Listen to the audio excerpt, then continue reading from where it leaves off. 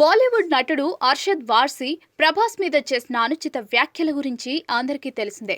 కల్కి మూవీలో Prabhas జోకర్లా కనిపించాడని, direction failure అంటూ పిచ్చి పిచ్చిగా వాగేశాడు. దానిపై నాగ్ అశ్విన్ కూడా స్పందించారు. టాలీవుడ్ నుంచి హీరోలంతా మండిపడ్డారు కూడా. మా అధ్యక్షుడు హోదాలో విష్ణు కూడా బాలీవుడ్ కు లేఖ రాశాడు. సినిమాను విమర్శించడంలో తప్పు లేదని, ఎవరి అభిప్రాయం వారికి ఉండొచ్చని, కానీ ఇలా పర్సనల్ గా మాట్లాడటం, ఎదుటి వారిని తక్కువ చేసి మాట్లాడటం మంచి పద్ధతి కాదని హెచ్చరించారు. అయితే అర్షద్ వార్సీ ఇప్పుడు తన వ్యాఖ్యల మీద క్లారిటీ ఇచ్చుకున్నాడు.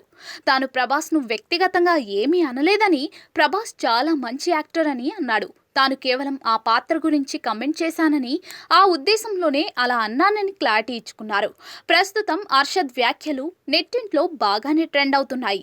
ఐఫా వేడుకలో ఆయన మాట్లాడిన మాటలను ప్రభాస్ ఫ్యాన్స్ వైరల్ చేస్తున్నారు. ఇక ఈ వీడియో మీద ప్రభాస్ ఫ్యాన్స్, నెటిజన్లు స్పందిస్తూ ఉన్నారు. జోకర్ అన్నోడే మళ్ళీ బ్రిలియంట్ అంటున్నాడు, తప్పు తెలుసుకున్నాడు అంటూ అర్షద్ మీద కమెంట్లు చేస్తున్నారు.